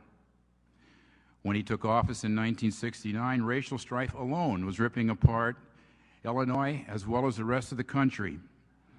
In hindsight, it seemed as if all hell Vietnam protest was breaking loose every month, forcing him to repeatedly call out the Illinois National Guard. No other Illinois governor in modern history has come near having to contend with rebellious, rioting students to the degree that Richard Ogilvie did.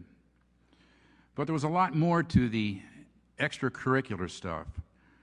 Ogilvie had to govern in a time when long-submerged corruption in high places in Illinois government was finally uncovered, much of it unearthed by a new wave of investigative journalism that hit a high crescendo in the Ogilvie years. There were daily disclosures of wrongdoing, touching even the Illinois Supreme Court and the Apple Pie Illinois State Fair. And of course, Richard Ogilvie happened to be in office when Secretary of State Paul Powell died, leaving that mysterious hoard of some $800,000. We all here recall the momentous uproar that triggered. Ogilvie himself was neither involved nor personally tainted by any of this, but he created a very difficult atmosphere for the man to run his office and to govern Illinois. It was just, I always thought, a wild time in Illinois. As a matter of fact, when I was writing the book on Governor Ogilvie, my working title for the manuscript was Wild Time in Illinois. Now, those who've read the book know that that's not the title of the book, so here's the story on that. 1972, December of 1972, a very frosty night. I'm standing at Meigs Field. I had just covered a meeting. I was then still with the St. Louis Post-Dispatch. I just covered a meeting of the Illinois Racing Board, and I was standing at Meigs Field waiting for a flight back to Springfield. The election, of course, had been over about a month. Richard Ogilvie was defeated. Dan Walker had won. I was standing at Meigs Field, and all of a sudden I sensed this person had moved up to the side of me. And I looked, and it was Governor Ogilvie. And he said that he wanted to know what I was doing. I said, well, I'm flying back to Springfield. He said, well, I'm flying back. He said, the state plane's right out here. Why don't you fly with me? Well, you know, reporters in those days, we were in all the investigative stuff. You know, I wasn't, of course, part of the state structure, and I was like, I would be like, I thought, an unauthorized person on the state plane. And I pointed this out, and he said, look, quit worrying about it. Fly back with me. So I did. I flew back that night with Ogilvie. And as we flew, he obviously wanted to talk about the 4 years. And he kind of reminisced with me about many things that have happened. The income tax, obviously, other things, the riots, the calling out of the National Guard, the tumultuous times in which he had governed. And, you know, I remembered making one comment before we landed in Springfield. You know, I said, you know, Governor, you know, you have really governed during a wild time in Illinois. Well, you know, after driving home that night, and I never dreamed I'd do a book on Ogilvie or anybody else for that matter, but I was, you know, I recalled ticking off in my mind, driving home, all the things that the governor had talked about. It was quite a pleasant ride, and plane ride, and I thought, you know, that if anyone ever did a book on Ogilvie, a good title would be Wild Time in Illinois. Well, very briefly, what happened in that title is, I wrote, as I said, as I was writing a manuscript, it was called, I had it entitled Wild Time in Illinois. Well, first of all, Mrs. Ogilvie, and Liz, I don't know if you remember that or not, Mrs. Ogilvie was not crazy about the title. Okay, that was a start. Then my wife, Elizabeth, who is an editor, didn't like it. She just didn't think it was respectful enough to Governor Ogilvie and other things. But I still thought, well, you know, it's kind of tough to disregard Mrs. Ogilvie, and it's kind of tough to disregard Liz, too, because I got to live with her, you know.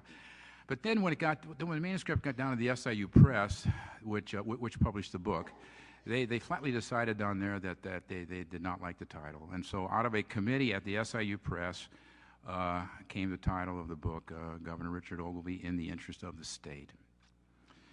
But I can't help but remember during the years in writing the Ogilvie book that I'd sometimes, actually quite often, get late-night calls from former Governor Dan Walker. Now, my biography of Walker, which, as Tom just said, was my first book, had come out in 1993, and it was not long afterward that I started work on the Ogilvie story. Now, Governor Walker in these calls liked to discuss various matters going on in the state and so on. He was then, of course, he was out of prison. He was in California and all that. You know, he often brought up, before he'd hang up, how is your book on Ogilvie going? He was always interested in the Ogilvie book. You know, and he said, I want you to keep in mind that you were very objective in your book on me. And he said, I assume, you know, Walker, he talks like this, of course, I assume you're going to apply the same standards to Ogilvie. And in his phrase, it's a phrase we now know, but he used it then, it better be fair and balanced, you know. But he always added that he just knew Ogilvie was going to look very good in the book because he said he could just tell that I, meaning me, had a very high impression of Ogilvie. Well, it was inevitable, right? Still, more than any other person, Richard Ogilvie remains, in my opinion, the father of modern Illinois government. He presided over some of the most significant reforms enacted in our state since the governorship of Republican Frank Loudon, which began during World War I. Ogilvie brought Illinois government into the 20th century by literally revamping it from top to bottom to make it more responsive to the demands of the time, to the needs of Illinois citizens. He brought about penal reform, an upgrade of the state's highway system, and the machinery necessary to make Illinois a leader among the states in the war on pollution. In his second year in office, the Illinois Constitutional Convention produced the first new state charter in 100 years, and it goes on and on. Of course, he moved not long after taking office to avert a state fiscal disaster by calling successfully for passage of the state income tax. This took considerable political courage. Many warned him at the time, as you heard earlier this morning in the panel discussions, that it might well doom his chance of being reelected. And after all is said and done, in my opinion, it did. For this reason, I think it's appropriate to not only remember Ogilvie as a great governor, but also as a political martyr, perhaps right there with the legendary John Peter Altgeld back in the last part of the 19th century, who became a political martyr, many historians say because he pardoned some of the Haymarket rioters. Now, all of these subjects, these accomplishments, constitute the meat and potatoes of the Ogilvie governorship, and some of the outstanding individuals participating in the panels here today are speaking or dwelling on these matters. I'd like to take this occasion here at lunch to go into the more personal aspects of Governor Ogilvie, the impressions that forever have framed his image in my mind that have defined, in the end, my lasting picture of him. In a paper in the House press room that I presented to a historical society last year, I conjured up adjectives for each of the 5 governors I covered in my political writing years. And here's what I said. Here's what we have. There was genteel Otto Kerner, reticent Sam Shapiro, rebel Dan Walker, and charismatic James Thompson, whom many believe might have been elected governor for life if he had so desired. And then there was Ogilvie, and I labeled him, as I've already said earlier here, two-fisted. At the end of the day, that's what he remains in my eyes. In doing research for the Ogilvie book, I found an intriguing, almost haunting picture of him that appeared in Life magazine in 1959. As a then special assistant for the United States Attorney General, back then, Ogilvie had taken on the Chicago underworld, including the prosecution of leading mobster Tony Accardo. That picture I referred to, the one that has stuck with me the most of all the Ogilvie pictures through the years, was part of a life spread on organized crime that the magazine did. The photo showed Ogilvie bundled in an overcoat, standing alone on a wintry night by a one-time gambling joint in the Chicago suburb of Niles. His face was fixed in a determined stare that seemed to be almost like daring somebody unseen to draw on him. The backdrop of uncolored cityscape behind Ogilvie in the picture was bleak, and to me, as I said, just haunting. It could have been a shot out of one of those big city detective movies in the 1940s, one of those classic film noir movies, if you please. The caption under the picture said simply that Ogilvie, quote, gave up good law partnership to hunt hoods. Yes, indeed, a real tough guy, this Ogilvie.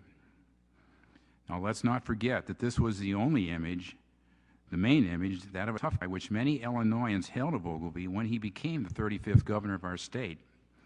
Many viewed him as stiff and stolid, not aware that smiles and other facial expressions were difficult for him because of the war wound he received late in 1944 when an exploding German shell sent shrapnel through part of his face.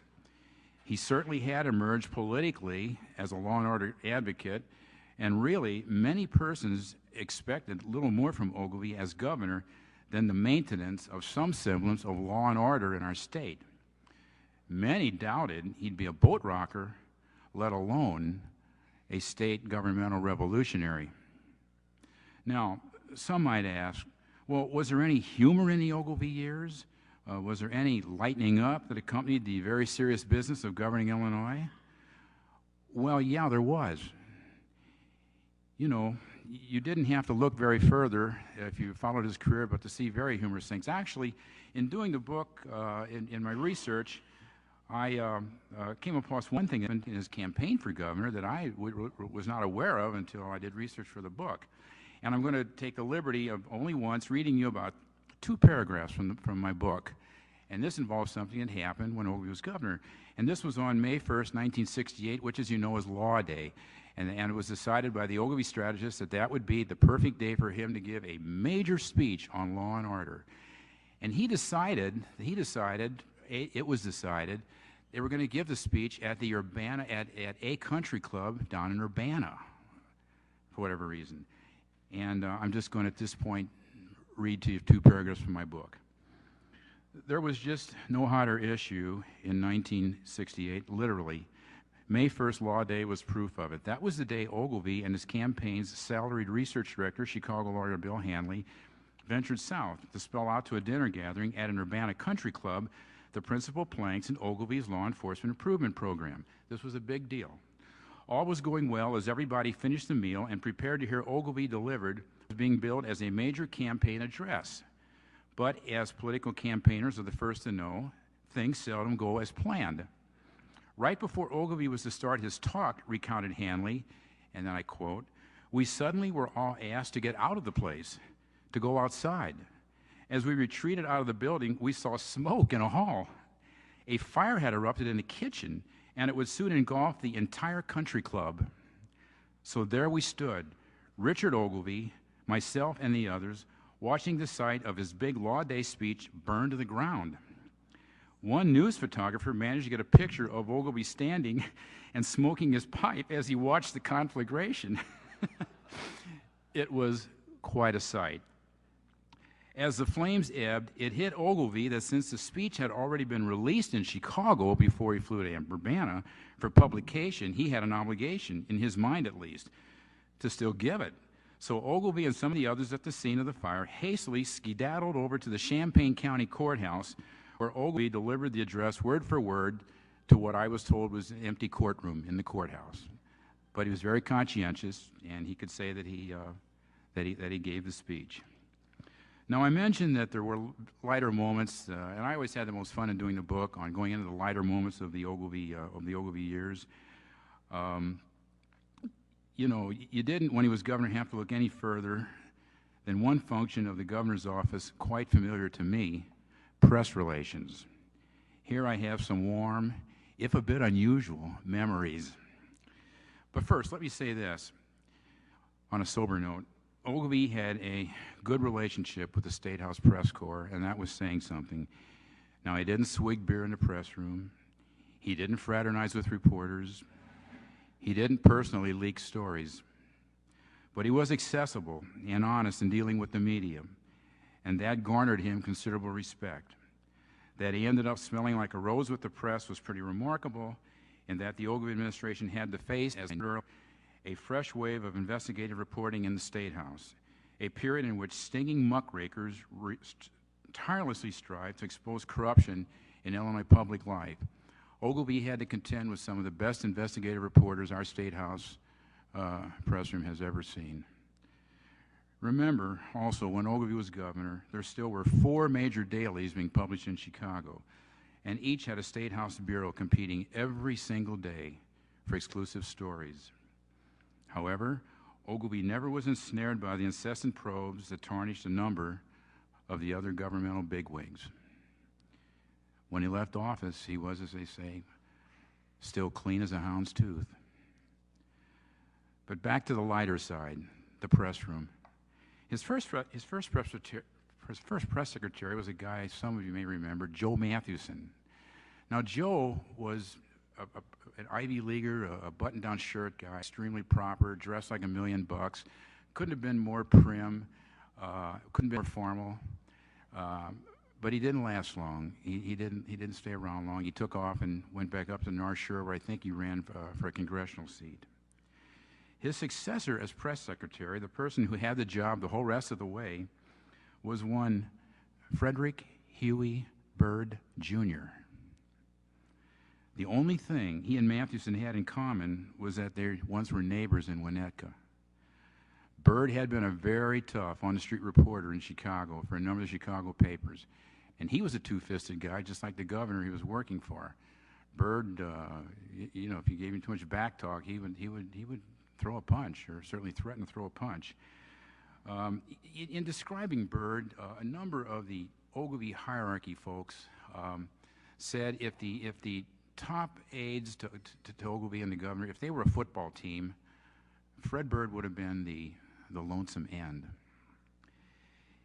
He was one of a kind. Visits to his office could be really rewarding. First of all, you had to realize he never wore a tie, never wore a sport coat, usually looked like he had slept in his clothes for a week. The only guy I ever saw, he didn't wear, I thought he didn't wear shoes. He wore these kind of like, I called them like hush puppies. It was explained to me, no, they were like bedroom slippers. And he would wear these, and someone later said, well, no, that's not true. They're not bedroom slippers. They're like these moccasins you buy at some Indian souvenir stand out on Route 66 in New Mexico, you know, something like that. But anyway, Fred was quite a character. He was straightforward, as some said earlier this morning. He answered questions. He was accessible, and it was really neat the first few years of the Ogilvie administration to go visit Fred's office. You know, you go down to sit with him. You came in. If it was late in the day. It had been a long day. Fred always had a bottle in his drawer, usually a bourbon. He'd pull it out. You want a shot? He had paper cups there. Some of the reporters took shots. If not, he'd get you soda. He knew where there was beer. It was great to sit there. You'd talk back and forth. You know, you'd learn things. He had an unexplainable string of beautiful young gals that always served as his secretary, and I still don't have an explanation for that. But it was, if I excuse the language, it was pretty damn nice sitting in Fred's office. And then here was the kicker. At first, Fred was positioned in the governor's complex in the beginning in a place where his office was just down the corridor from a private back door to the governor's second-floor office in the State House. Now, to use the private entrance, one had to walk by Byrd's office, giving Byrd and any reporter like myself sitting there a clear view of the governor's unannounced visitors. Now, for those that were in the press room and others here, that's a heck of a deal. You're sitting there in the press secretary's office. He's offered you a shot of whiskey. You've got these beautiful young gals coming in and out, and then you get to sit and watch all the unannounced visits. Those are the real ones that count, going into the back of the governor's office. However, as with all good things, this bonanza, and it was a bonanza, this bonanza ended when Byrd was kicked out of that office and relocated in one that was not nearly as much in the flow of things. And in doing the book, I always said, God, Fred, who spoiled our great situation there? And when Fred always said, I'm not going to comment, but you can talk to Brian.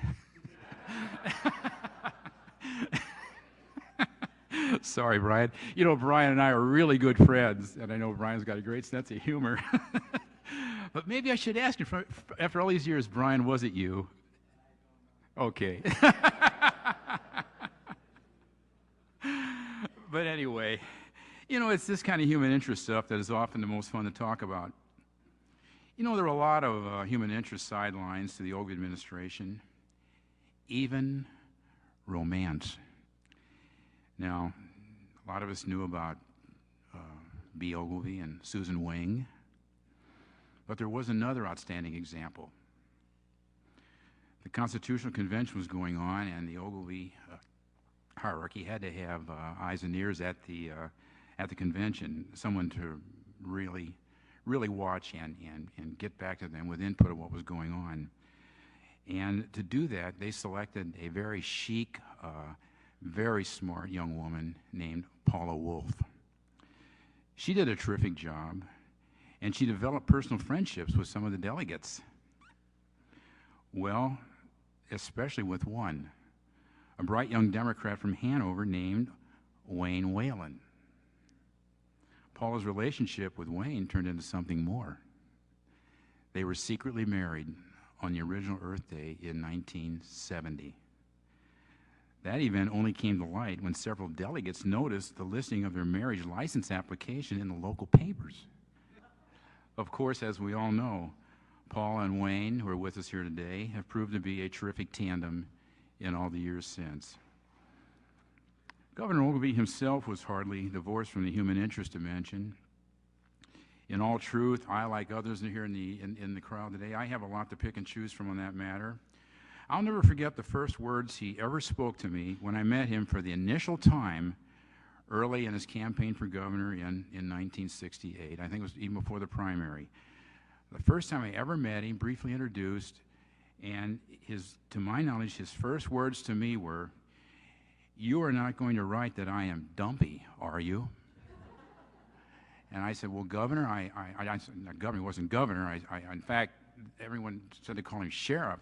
And he said he liked to be called sheriff. And I said, "Well, sheriff, I wouldn't think so." And he whipped out this Wall Street Journal article that had run just a few days before, and their reporter, I think his name was Alan Large, had written a story about Ogilvie, and he described him as dumpy. Well, obviously that was an adjective. I got the message from the start.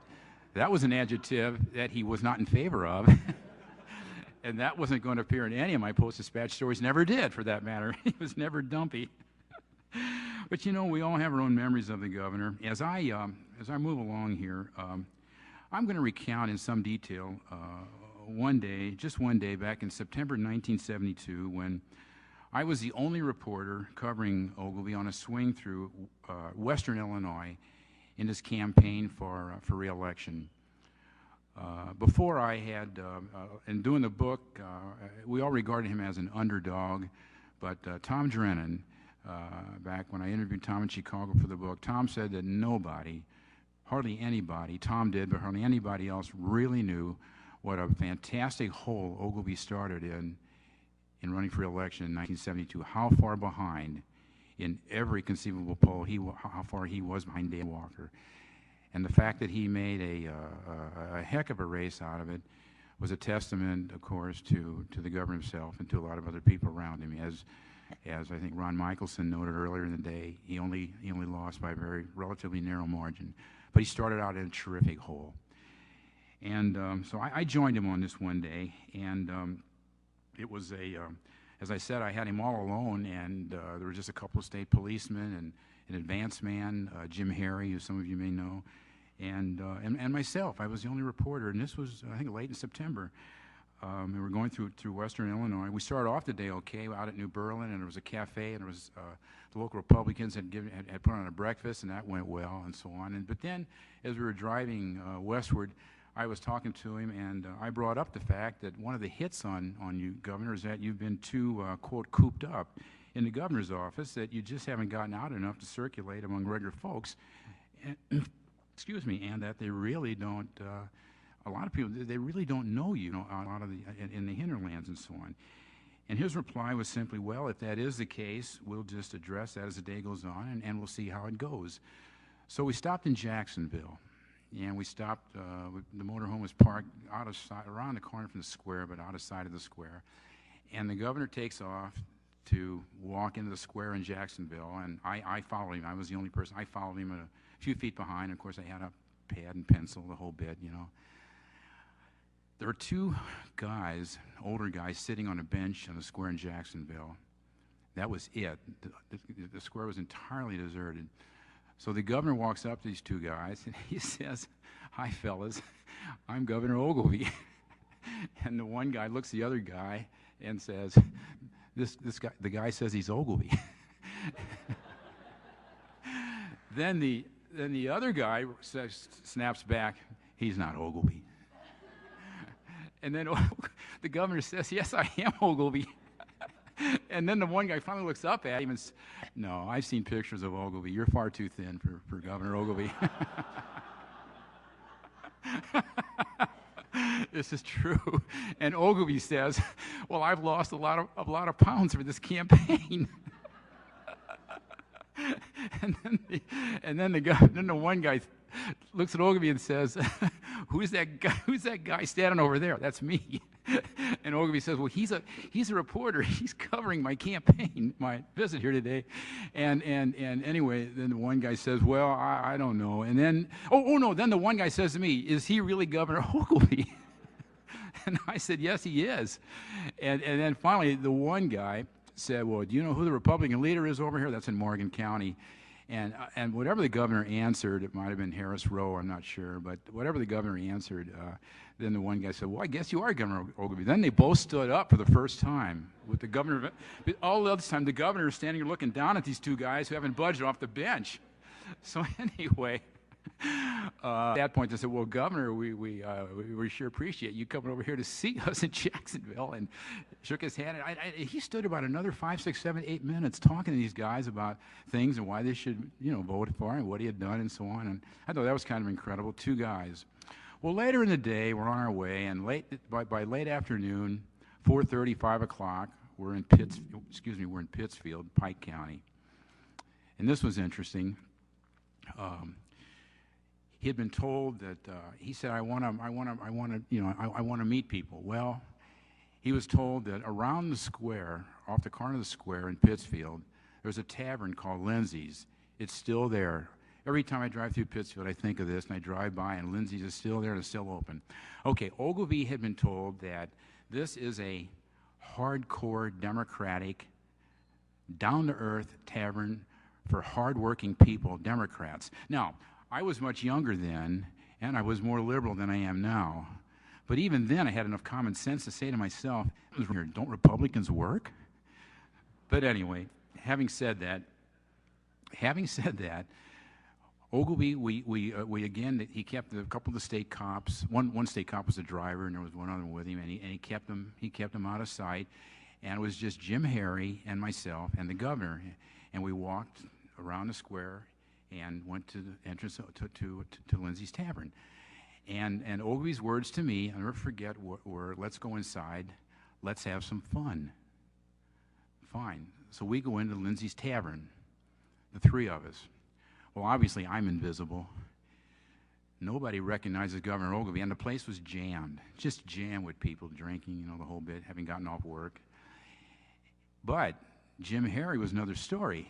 Jim had been a high school football star in Pittsfield, and that was a big deal, guys, downstate, let me tell you. And everybody said, "Hey, Jim Harry's here. My gosh, Jim, great to see you. Hey, this went through the whole...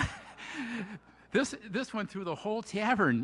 Jim Harry's here. Jim, yeah, Jim's over here. Yeah, Jim, my gosh, we hear you got a big job in Springfield, and what are you doing here, Jim?" This kind of stuff. And so anyway, nobody, as I said, obviously nobody paid me heed, obviously, but nobody really said anything to the governor. So the governor goes up to the bar, and I remember he pulls out a wad of bills. He had a wad of bills in his pocket, and he flips something, I don't know, what, a 50 or whatever on the bar, and Ogilvie says, "I'm Governor Ogilvie, I want to buy a drink for everybody in the place." Well, the bartender looked at him. You could see this look like, "Come on now, what's going on here?" And the governor said, "You are Governor Ogilvie now?" And he said, "Yes, I am. I'm the governor, and I'm here to meet some people," and so on. So anyway, the bartender, who obviously was a man who had command of the place, he raises his hand, and with one word, "Hold on, everybody," he says real loud. Well, the noise subsides. There must be about 35, 40 people jammed into Lindsay's Tavern.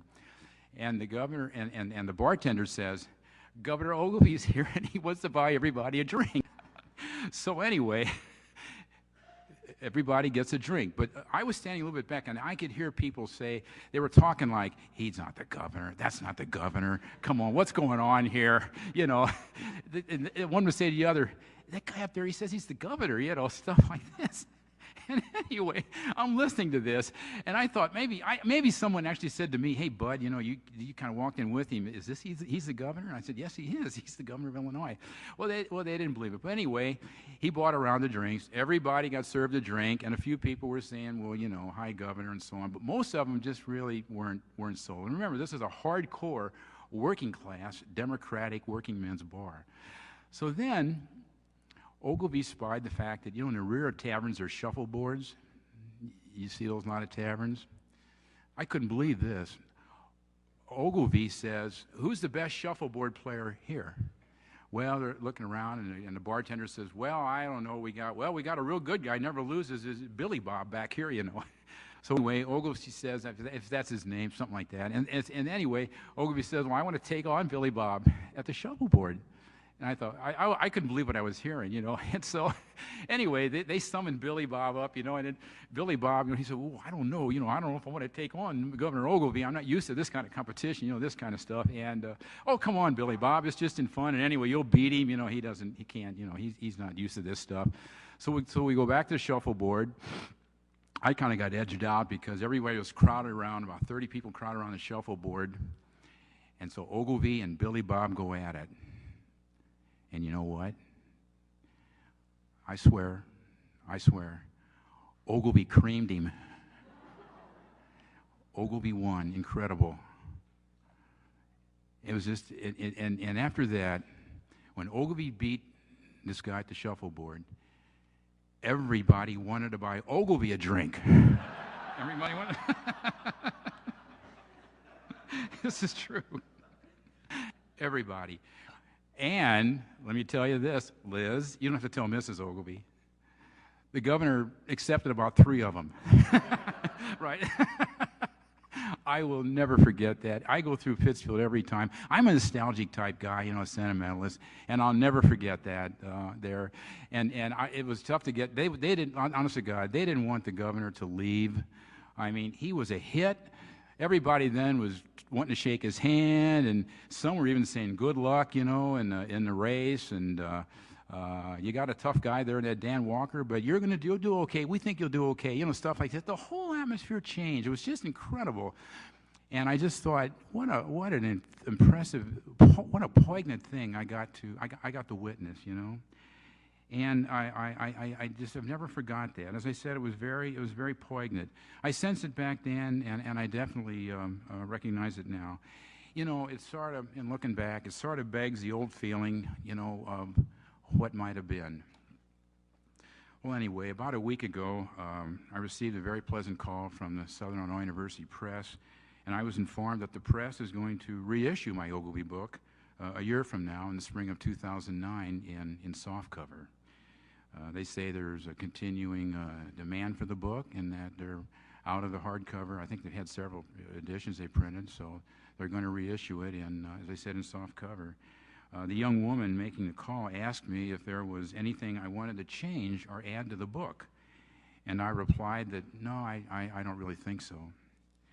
But she said that I had a little time still to think about it, and if I changed my mind to give her a call. Well, maybe I should get back to her and say that, yes, maybe there should be at least one update. Somewhere in there it should be reemphasized that the legacy of Governor Ogilvie is only going to get stronger and stronger and stronger with every passing year. This conference today is proof of that. Many of you here are important parts of legacy.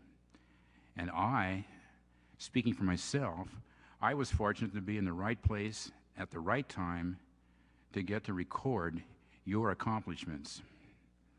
Again, it's really great to see everybody. Thank you.